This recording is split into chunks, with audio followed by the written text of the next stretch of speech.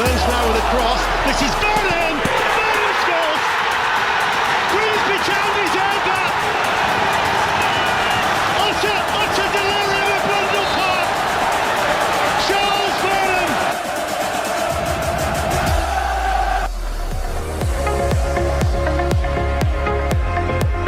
Delivered, clock first, touchdown!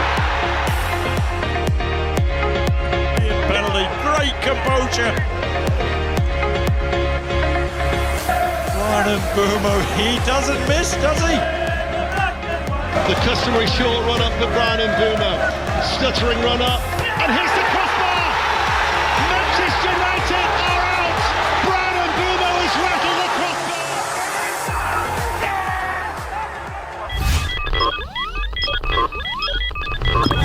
crossbar! This is TNT Sports' Adam Summerton, and you're listening to Three Fish on the Shirt. Welcome to this weekend's Three Fish on the Shirt. We've got a lot to talk about this week, even though we did 2 episodes last week. We've got the FA Cup match against Wolves to cover. We've got the Fans Forum to have a look at, and the week League 2 action to recap. That carried on, even though Town weren't playing in the league. I'm Dave Dixon, host for today's podcast, and I've got our regular co-hosts. We've got Steve Risley. Hi, Steve. Hi, Dave. Right. And Rossi. How you doing, Rossi? Not bad, thank you. Nice one. So we just kick off with our usual announcements. If you don't subscribe to the podcast, particularly on YouTube, please do. It helps the channel.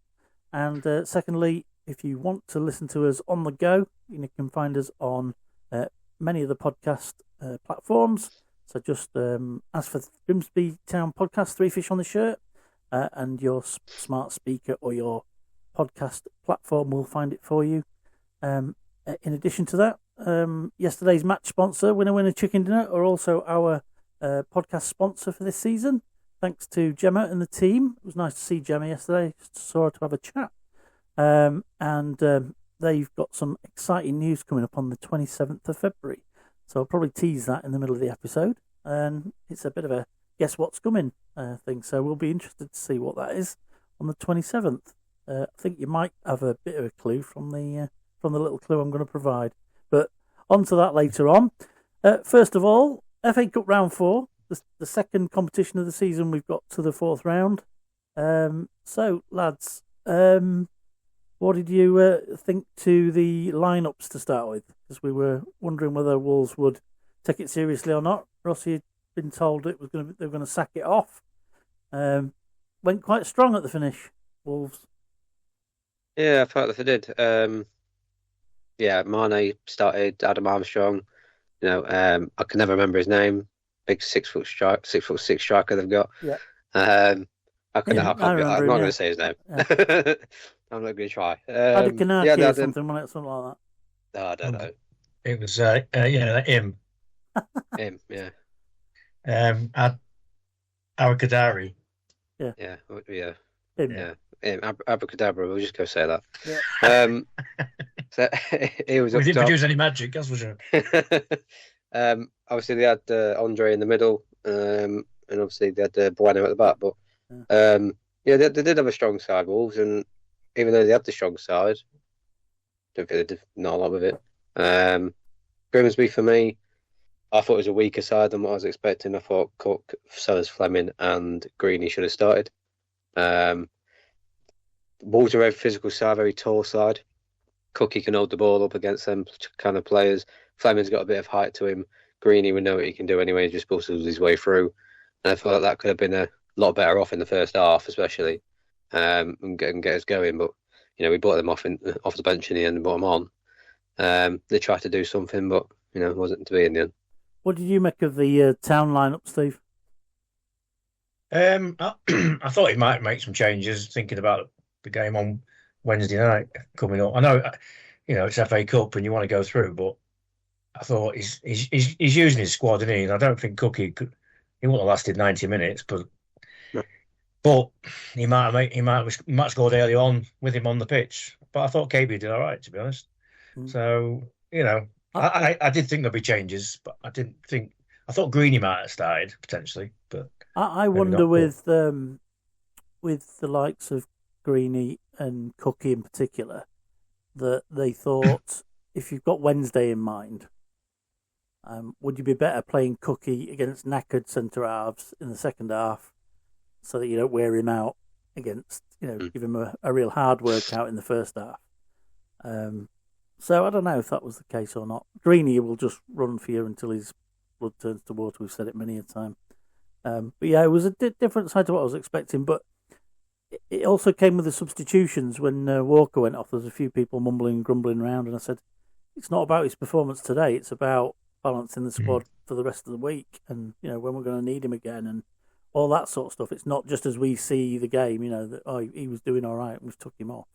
So that wasn't just because he just take that off for tactical reasons either. He got a knock earlier on in the game. He went down. He was down about twice, and he kept clutching his calf and hamstring near me, where I was sitting. And Artel, you could see him talking all the time about Walker. So just save his legs. We've got league games coming up. So exactly, and he's very protective of his players, as we can tell from what he heard at the Fans Forum as well, which we'll come to in a bit. Yeah, on that pitch though, you've got to look after your players and if you've got a niggle, traipsing through that is only going to make it worse, isn't it? Yeah, that's right. Because Walker was, I thought it was really good. Yeah, and both Walker came off and Cabia came off, didn't he? But both of them, they didn't come off for poor performances or anything. There was just protecting them. Basically, there is a tendency for people to think substituted players are coming off because they're not playing very well. Well, why would you take him off? It's not always the case. He looked disappointed at Walker, didn't he? From what we saw. Yeah. Maybe. Yeah, but coming off with injury, you can still be disappointed, can't you? Yeah. Or a tweak. Sweeney was very disappointed again. Yeah. Disappointed. Was he? Yeah, he come off. He was very deflated when he come off, and Artel went up straight up to him again, and just he went up to all of them, obviously patted him on the back and whatnot. But Sweeney just didn't look very happy at all and just sat down. But again, I thought Sweeney, he did a job. Yeah. I thought defensively, he got around on that wasn't pitch going to go forward. He got around. Yeah, he wasn't going to do anything going forward. Obviously, if Stilton tried to when he come on, but you can't do anything on that pitch. Yeah. No chance. He did have a good little move in the box though, where he got through, didn't he? Yeah, Sweeney. Yeah, he did. Yeah, one little foray into the Wolves area. It was always going to be a full house, over 8,500 in. Wolves brought a good few, 1,200 and something. I didn't think they were particularly loud. You could tell they were a team struggling because they weren't what I would have expected in terms of loudness. Thoughts? Is that just because you was drowned out by the pontoon or not? Could be. And I said that to you. You couldn't hear them. You said to me, I couldn't hear them very often. I said, because we're bloody loud. Yeah. It wasn't as loud as Man United game, but it was pretty loud. It was quite loud in there. It was good. I could hear. Obviously, I'm a bit closer to you, but I didn't think they offered a lot. They were at the start. They were chanting and doing their usual chants, and sometimes through the game they was doing it, but they weren't like on top of it. I thought they'd be on constant, a bit like we are, all the way through, and they didn't. It was just stop, start, and you didn't really hear them, especially with the amount of gone. Yeah. You would have thought they'd have made a bit of noise, but I didn't think they were brilliant at all. You probably get a better sense of sound from the other sides of the ground. Pontoon and Ramsden's up for it. They seem to be. Yeah, they all seemed up for it. I mean, even the main stand, to be fair, usually the main stand's going to the graveyard, isn't it? Yeah. But it's got good acoustics. Out of them, the main stand's probably got the best acoustics. Yeah, well, we get everything else but last, and then we end up having to try and sing. So no, it was all right. I think everyone was singing. We was all giving it one, and it was nice to see. But it was just a shame we didn't get what we wanted. Yeah, and before we get into the sort of details of the match, we have to talk about the pitch. Wednesday night, Steve and I braved Blundell Park, us stalwarts of the Blundell Park cold evenings, and we were worried it might be called off in the few minutes beforehand because absolutely pissed it down, didn't it, Steve? Yeah, and the referee was that. She did a few pitch inspections, didn't she? Did a couple of quarter past and 7:30, which is within 10-15 minutes of kick-off. The game went ahead, of course. It was on a pretty heavy pitch. And then coming to it again Sunday, after that game. All right, it had been covered, but that limits the amount of work you can do on it, I guess. But it keeps any more rain off it. But it looked pretty damp, didn't it? From the very start, it didn't look great at all. Yeah, well, it wasn't the best I've ever seen. I mean, do you remember when the penalty areas used to be like that, didn't they? Yeah. Up and down. They dug a load of sand out and levelled it off 3 years ago, probably. Mm. And they're probably going to have to do something like that again, build it up and so it drains off, because it was terrible pontoon. It almost tells you why they did that now, doesn't it? Yeah. Yeah. But it's quite nice to see Wolves struggle in Yeah. that first half with it. Yeah. I thought they struggled big time. I thought there was one thing that was quite interesting was their keeper was in the spare goal they put in the corner, doing his warm up. Jackson was in the mud and bullets, getting Steve Crowdson to drill low shots at him to see how it was playing. I thought it was really clever, and sort of probably unnecessary in terms of one respect, but it's that, if he's got a slight edge on everyone else, that he knows how it's going to play. I thought it was really sort of what's the word? Good for the cause, if you like. Do anything for the cause. Yeah. And he was lathered up. It's been in many of the papers and online. Him writhing around in the mud a bit before the game, but I think he went in and had a nice warm shower probably, and came out looking pristine in bright yellow. There was one or two Wolves fans who were a bit peed off with being in the away colours, given that it wasn't a direct clash. But apparently it was our keeper's kit that we have to use that would have been bright, the yellow one, which meant they couldn't wear their home kit. And the one particular person who had a moan about it on Twitter was greeted with a response from Christine Green, Town Secretary, saying, "Oh, good knowledge." And she said, "Yeah, it helps being the Secretary of Grimsby Town Football Club." He got the answer right from the top. So it just shows you social media can be a power for good at some points. So decent atmosphere, crap pitch, teams pretty much as we expected. Probably bit of the best team sort of weakened their side, and Wolves didn't. There's quite a bit of history between the teams in terms of the old FA Cup result in '39 and the sort of famous player being carried off and there being no subs and all that sort of stuff. Some really good battles in the sort of 80s, 90s, early 2000s.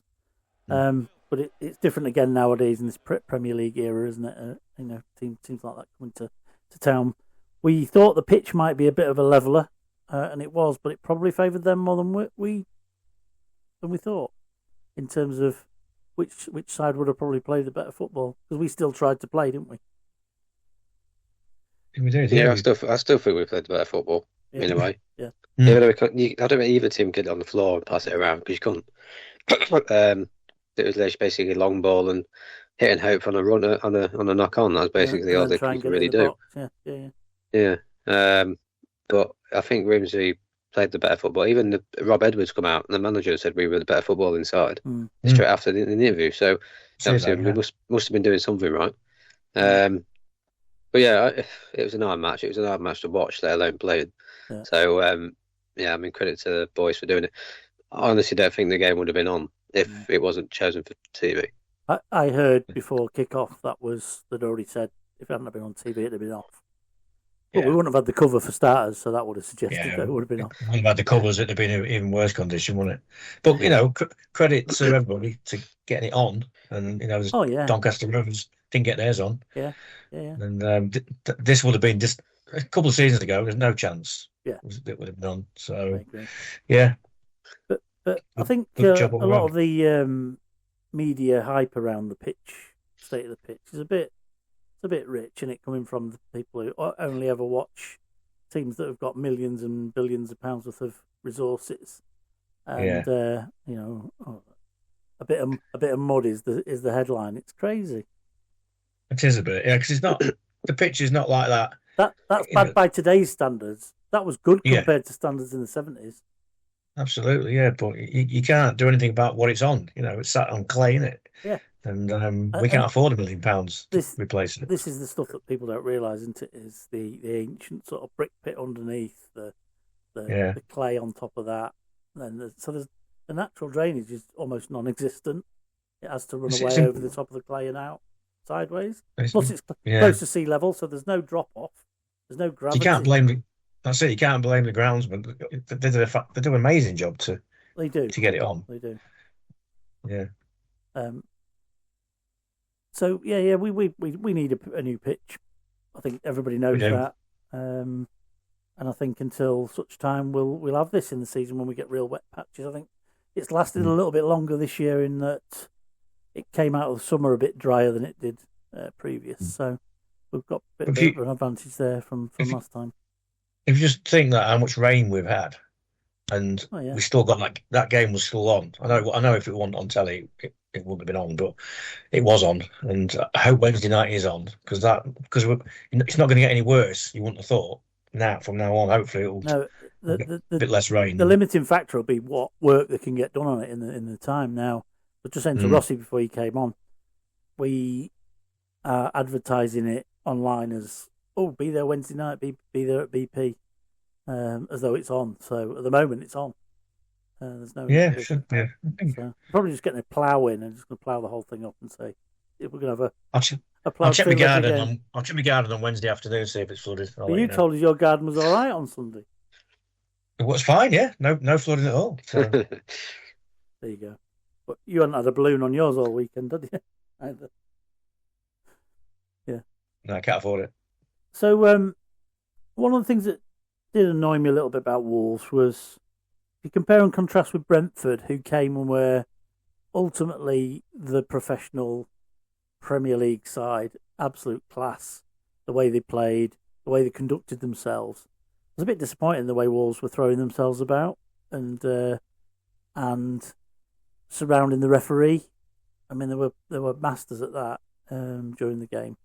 That disappointed me a little bit. Did you sort of pick up on that? Was that something you bothered you at all, Ross? Yes and no. I thought the officials had a mare anyway. I think there's a lot of decisions that we should have had that just they weren't bothered about. Vernon getting absolutely rugby tackled into the camera crew is one of them.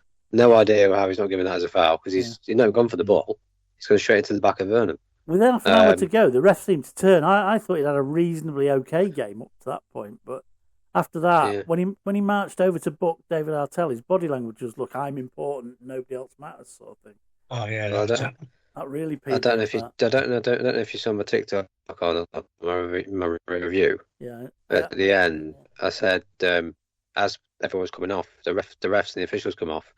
The referee was getting booed, and the referee was walking just in between the dugout. Looked up at all the fans, and just smiling and smirking his head off.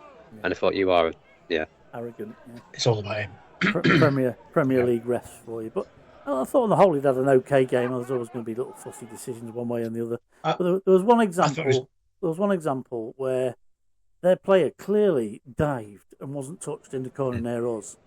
It got a free kick and then made KB stand exactly where he wanted him to stand. Same place in the second half. KB got booted into touch. Nothing. Yeah. Sorry, that's Steve, why he lost it. You were going to say, Steve? No, just that dive, and then that was the first half, wasn't it? Yeah. That was in the first half when their defender was trying to shepherd it out, and he just got touched, and he just got it captured flew in the air. On my footage, I've just got a little capture of it, and you will see it. And he literally throws his feet in the air to go down, and KB stood on his feet; he's not even moving, and yet that ought to be a yellow card for simulation. And when he gets kicked in touch later on, as you say, when Vernon got booted into the advertising hoardings, not a sausage, and it almost felt like he didn't want. I'm not giving you a chance of even contemplating extra time on this pitch here in this freezing cold weather. I'm sure that's not the case, but that's how it feels when you're having a bit of against your luck. I thought their goal was a bit clatty. Well done for putting it in the danger area, but it wasn't exactly a classic, was it? Off his knee. Yeah. Well, that was the only shot they had, wasn't it? Yeah. That's the only shot they had. They hit the bar, didn't they, with the free kick? Hit the bar. Yeah. Two efforts to win over the bar with that. Oh, that one where Jacko give the ball straight to Armstrong. He should have scored there. He should have. He just couldn't sort his feet out quick enough, could he? Yeah. Seen that back on Match of the Day today, and it's awful miss. My memory of it though was different afterwards when I saw it to the match. In my memory, it stuck before it got to Jackson.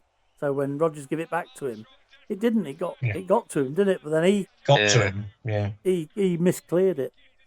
Yeah, that's pitch was shocking. And Abracadabra had one, didn't he? Where he went through on goal and he put a leg out and it's skied over the bar. Yeah. I think that's the only thing he actually done.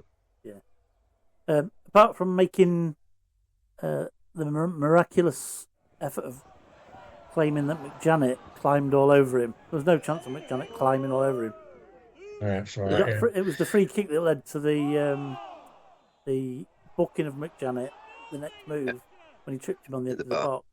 And then the bar, that move where he kind of went, oh, he's all over me, you know. What did you think? What did you think to that tackle, McJanet on Armstrong? You think it was he was lucky to stay on the pitch? I thought. I think I had a few people say it was a red. I didn't. I thought it was a red. I'd been asking for a red. I think what saved him was it kind of looked a bit of an accidental trip as opposed to a cynical. I'm taking him down. But players find ways of doing that to make it look accidental. Just run across behind him. It definitely wasn't a penalty. He was out. No. Foul was outside. Even though they said a match today, it's close. If you're running, Steve, and I can keep up with you, which I probably can't, but and I can run behind you from right to left, and make you knock your own legs together, then that's kind of that was an accident. It's just it's a coming together. Yes, it's a foul, but it's not a deliberate foul, which kind of reduces the severity. I think that's probably what saved him. But it was kind of he had to do it, really, didn't he? Yeah, but it was the only free kick we gave away, really, towards on the edge of the box, which I was a bit worried that was going to go in, to be honest, because with the quality they've got, I could have scored. Well, we had two fantastic chances near the end. We had one where Greeny is going through. It looks like he's going to shimmy one way, shimmies the other. The conditions catch him out, and he slips as he's knocking the ball in, knocks it into Terrell Sellers-Fleming, and if he can pull the trigger a millisecond before he does, he scores probably. Yeah. But it's a great tackle, in fairness to Bueno. It was a great tackle. But again, I think it's the pitch again that's let him down. It slowed the ball. It slowed down getting to Fleming anyway. Then he sort of touched, which is a good touch anyway. He took it with his right foot. We're going to hit it with his left foot. It's what strikers really should do anyway. Set themselves up. And no, it was a great tackle. Can't really do much about it. And then obviously I think after that it was Cookie, wasn't it? He got it when it was Sellers Fleming who got the cross in for Cookie. And you'd almost put your house on him scoring from there, wouldn't you? I thought it was going to be a goal. We were up, weren't we, Steve? I thought it was in. I really thought it was in. It's just he didn't get any neck muscle on it, could he? I know. If he headed it back across the goal, the keeper wouldn't have got it. They always tell you, don't they? Head it back from where it came in terms of direction, and head it down. If he'd been able to do that, he did well to get to it. In fairness, I think he's gagging for a goal. He's gagging for a goal, though, and he's really wanting more. I think once he gets one, the floodgates will open for him. Hopefully. Well, that's what we'd like, isn't it? Well, overall, and if the floodgates do open, can we have them open away from home because we don't want any more water on our pitch? Don't want any more rain, do we? Sorry, Steve, you're going to say something? No, I was going to say overall the performance. I thought we was excellent. Town. We played the best football. Churi midfield, I thought was brilliant. He was good. He was excellent. McJanet and Warren at the back, I thought were unbelievable. Especially McJanet. Nice to see a sponsors man of the match be actually relevant to the game I've just watched. The best game he's had, Churi, I think. He carried the ball well. He looked a Premier League player compared to them lot. But who else was a good? Well, they all did really. Walker, Curry, even Curry. I thought he battled away. Yeah. Baines a bit quiet maybe, but I don't think Baines could really get into it. Yeah, like I said, I would have had Cabey on the right to start with instead of Burns. Again, a bit more height, a bit more something about him. But he's very weak anyway. Burns is very tricky little player on the ball when he's got you want him a clean pitch, when he's got decent grass underneath him. Other than that, he couldn't really do anything on that pitch. But I thought everyone in that back line, even the people that come on, the quality. The only thing I'd say probably about the goal is I watched it back, and might be just me being trying to nitpick at nothing. But Warren seems to be, if he's just a step in front of him, and he didn't just wait for the ball to come to him on his head, he would have got there before he put it in the net. Mm-hmm. It's one of them ifs and ands of exactly. An unfolding situation. It's one of them. He was like his statue. He didn't move, but the whole back line I thought played really good. One of them. Jacko, I don't think really had to do a lot from goal, to be honest. No, he didn't. No, he didn't do a lot. I didn't realise he played. He was at Wolves a lot, nearly all his career, wasn't he? Yeah, it was a long time there. Yeah, went to Walsall where he was then taken up by Barnsley. So in terms of your mate Rogers had a real good game as well. He was outstanding. He did, yeah. He won everything in the air again. Well, we're not having any discussions about it anymore. Rossi's a fan now. He's the number one fan. I thought they struggled to handle him. They didn't know where he was playing, and going inside, and they couldn't really cope with him. Rogers, to such a point where we're now struggling to handle Rossi in terms of his fandom. He's like a little fanboy now, isn't he? When it comes to voting for Player of the Season, I know we'll have to get him in. Get him. That'll be funny. I think he'll win it anyway. It'll be my vote. But no, he's certainly winning you over, mate, isn't he? Yeah, he is. Really. I can't really fault him. Like I said, obviously we'll find out later on about the fans forum. But he's doing the job, and he's not putting in a bad performance for a long time. I can't actually remember last time he had a bad game, to be honest. No, that's not certainly true. So I think from what I heard, I didn't hear any moans and groans about the performance or the effort or the the fact that we went out. I think there was disappointment in that we could have done it and possibly coulda, woulda, shoulda. But on balance, that it was a big sort of positive from the fans that we thought the lads had done a good job, did well to get this far, and certainly didn't disgrace themselves yesterday. I think everyone's proud of him. I know most people are. I am. They've got that far in the competition. They've got really far in the Carabao Cup. Yeah.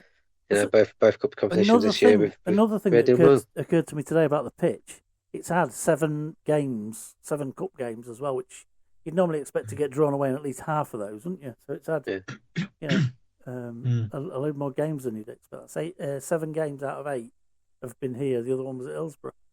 It's got to have an impact, hasn't it? Yeah, I mean, it will do. It's like an extra quarter of the season, isn't it? That's right.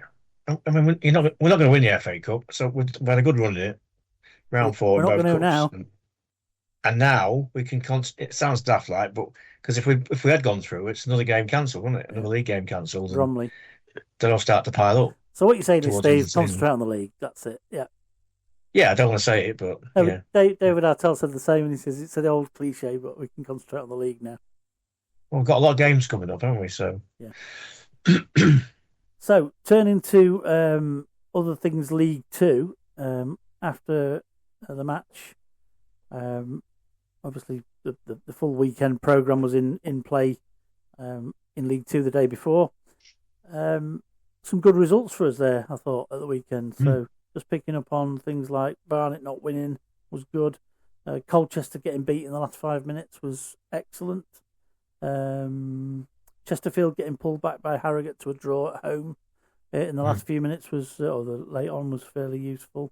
Crewe winning wasn't that helpful, nor MK Dons, but other games ending in a draw. Shrewsbury beating Swindon 3-1 was a big bonus.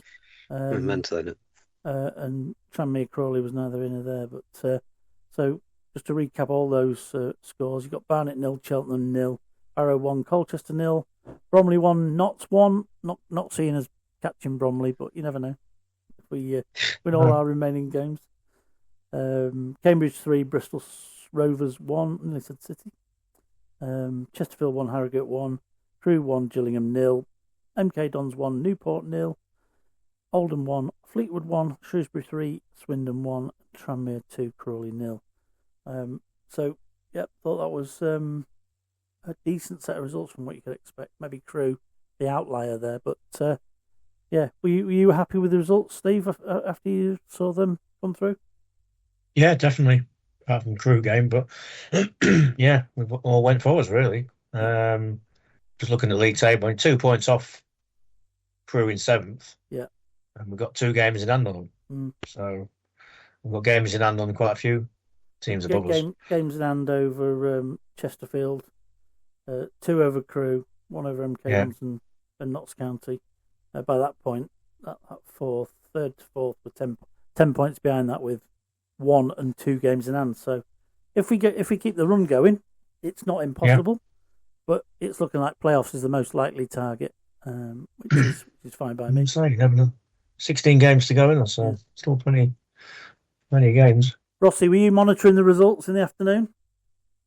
Yeah, I tried to keep a track on them. I have my bet that I usually have. It didn't get to plan. Yeah, it didn't get to plan. Well, tell us which one let you down. Most of them did.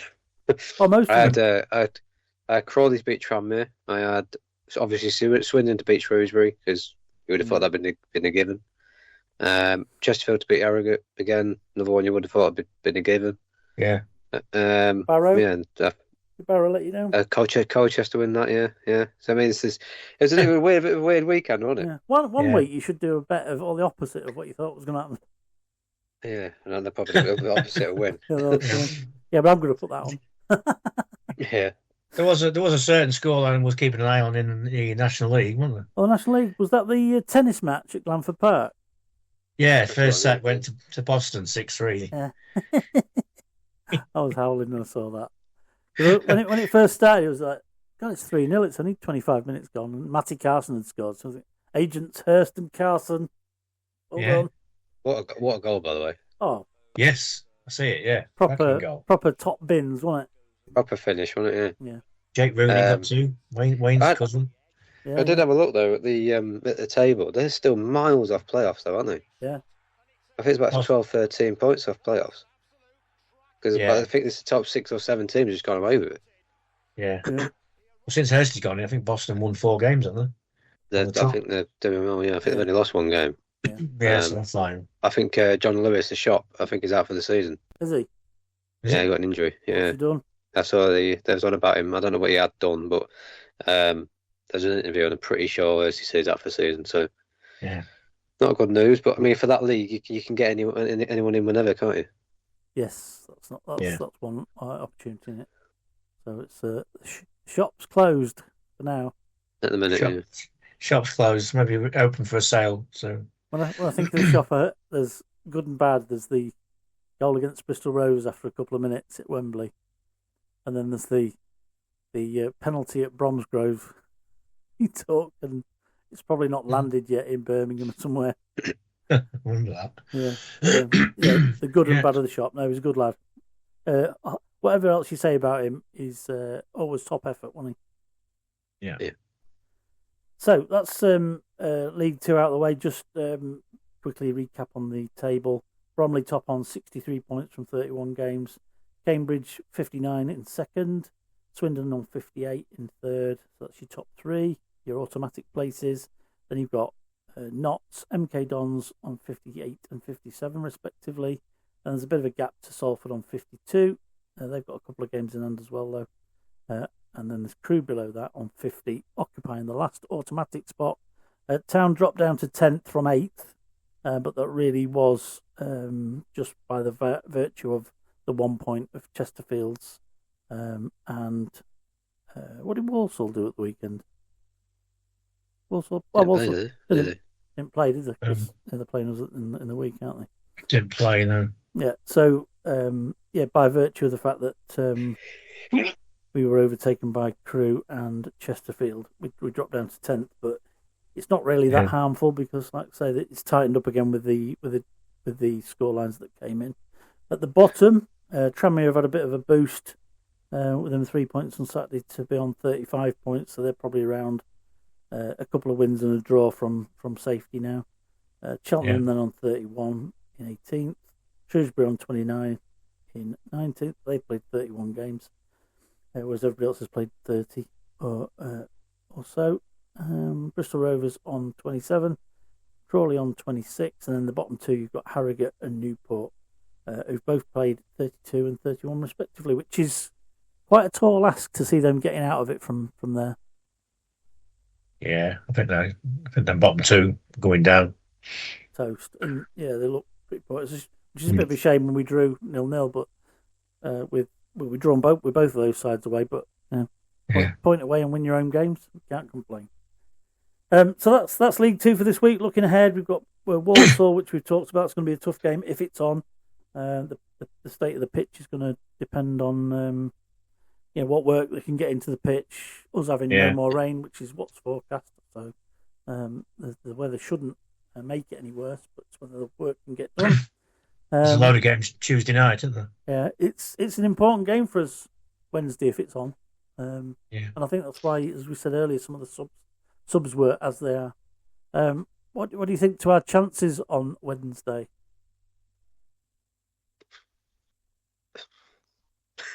If it's on, if it's off, we definitely won't win. If it's on, I mean, you can't really say it, can you? Because the pitch has a massive impact in how both teams play. So you can't really say, I think we'll do this, do that, because like we saw yesterday, you can't play on it. It's literally oofball, and that's about it. If we somehow, if it was a clean pitch, it'd be fine. I do think we could probably beat Walsall, even though their record at our place is pretty decent. Yeah. But Walsall seem to be dropping off a cliff at the minute. So hopefully we can drop them into the mud next and go. Yeah. Well, they put a statement out, didn't they, Walsall, about they were targeting our game, weren't they?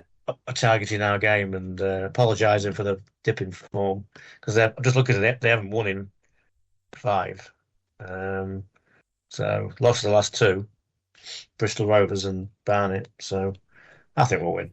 I think we'll win it.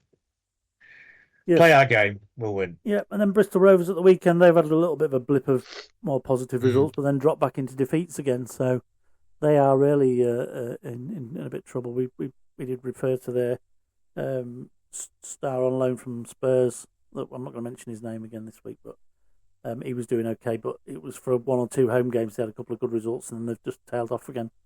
And they Ross. They have, I think they're going to be a very, very weird team for the rest of the season now. They're either going to win or you're going to lose. You don't know what you're going to get with them. I'm hoping we can beat them at their place, because obviously get a bit of revenge from earlier in the season. I still think we should have won. Or got something out of that game anyway, because we battered them. We just couldn't get the fight in the net. And the rest as well. So a bit of revenge on that one. But I think it'd be nice for the players just to be away from home as well, away from that pitch, and play a bit of proper football. By the way, apparently, obviously the players were absolutely muddied up, weren't they, last night, yesterday, and the showers weren't working. Oh, were they? Really? Evan Corey apparently went straight home, and had to have a shower at the place he's staying, because he stays with people, doesn't he? All right. He don't have his own, but he stays with family lodging. Yeah. And they said, the heating went on, so it was cold water. Oh, I thought he was going to say that the showers didn't work for Wolves, and they turned the heating off for them. I won't know, but apparently, the heating won't work. So. I think we may have referred to this before. That's what they used to do with John Beck's Cambridge. Used to do that. Yeah, turn the heating off. Yeah, they used to put training balls in the. I mean, they all have their own now, but they used to put training balls that were half pumped up, leave water all over the floor, leave the dressing room heating off, and the shower's cold and all that sort of stuff. Wimbledon used to do the same. Crazy Gang used to do it, didn't they? Used to do all sorts of. Apparently, when we had that FA Cup game, which was not dissimilar, that was a 5th round FA Cup game in '88. It was very similar.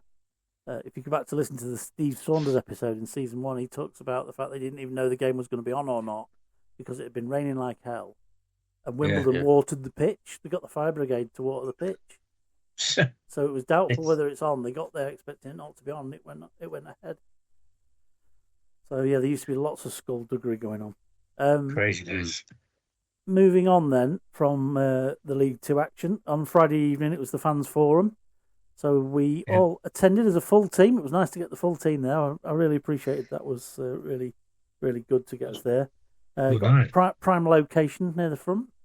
And there was some good questions that came up around all sorts of things, from ticketing, finance, transfer policy, strategic footballing decisions, specific data led.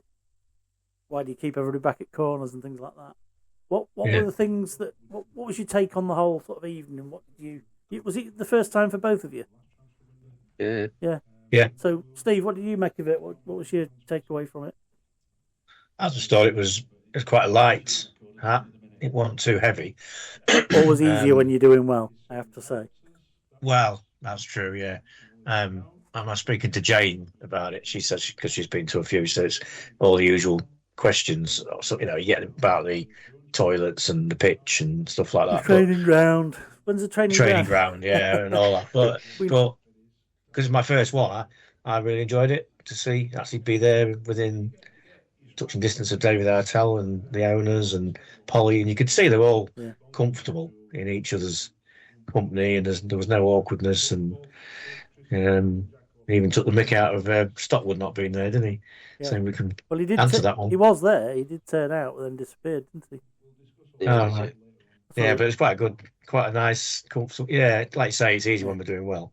Yeah, but, it was. It was laid back, and I thought the questions were answered. I was checking. Well. I thought there might have been more there than what there was. It's your usual suspects. There's a very sort of hardcore of people that go to that sort of thing. Me myself included, of the last 3 or 4. Ross, your first one. What was your take on it? Yeah, no, I thought it was good. I didn't really know what to expect. Obviously, I know you just sit there and listen, and people ask questions when they want to. I was on an hour to answer any question. Well, say any questions.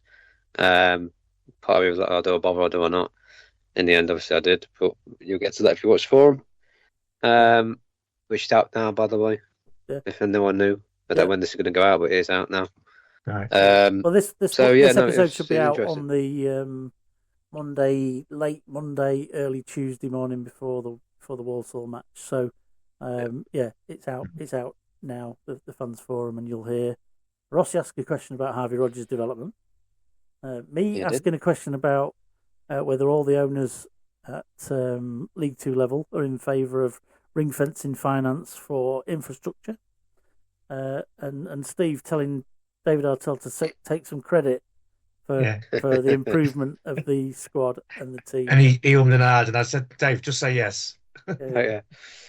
No. So, that was a laugh. I really enjoyed it. I thought it was very laid back, and it didn't really feel like a say meeting, but everyone just seemed to get on, and wanted a few questionable questions, but I think that was going to happen anyway. It reminds you that the people behind the sort of the angst. Come on, Artell, sort it. And you realise that everything's thoughtful. So, for example, when he answered the question about why do we leave everybody back at corners, there's a reason, and it's you might not agree with it, but his reason is, the information, the data tells us this. Well, not spoil it for people who want to listen, but it's this reason, and you can't argue it then, and you've asked the question. Yeah. One thing I do like about the way the questions are asked, they're genuinely asked in a non-moany sort of way. Usually, it's a genuine sort of interest, and that's the sort of level of question. And then there's the odd one that you just think it's come up every time, and you start to wonder whether they've been raised just for fun to say, are we ever going to get any toilets in such and such? But no, well worth attending, and like I say, well worth a listen. We'll put a link to that in the pod, so you can go and have a look. So that's the Fans Forum. We've got plenty of episodes flying at you at the minute. I think that's probably everything for this particular episode, keeping us up to date so that next time we come up against an episode, we haven't got to do Wolves, Fans Forum, and all the rest of it. So, any of you guys got anything else you wanted to cover off before we close? No. I think so. It's concentrate on the league, and as always, you can see my hand reaching back there for the. As always, we'll be saying while we're pushing up that league for the playoffs. Oh, the Mariners! Oh, the Mariners. Echoed for a long time, that one. All the best, guys. I will see you soon, probably on Wednesday evening, weather permitting or pitch permitting or both. And we'll hope for another 3 points. Take care, guys. Well, see you later, mate. cheers. Right. Bye. Well, that's a wrap for this week's Three Fish on This Shirt, your ultimate Grimsby Town podcast. Thanks for tuning in and being part of our community, whether you're watching on YouTube or listening on Apple Podcast, through Amazon, Audible, Spotify, iHeartRadio or Podchaser, or anywhere else you get your podcast from. If you're loving what we're doing and want more match analyses, in-depth discussions, exclusive interviews, then just hit subscribe. It's completely free and it helps us grow to bring you even better content, and it keeps that Mariners conversation alive.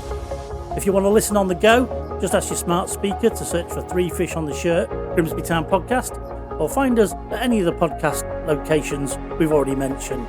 Drop a comment, leave a review, and share the pod with fellow Mariners, because football's always better when we talk about it together. Until next time, up the Mariners!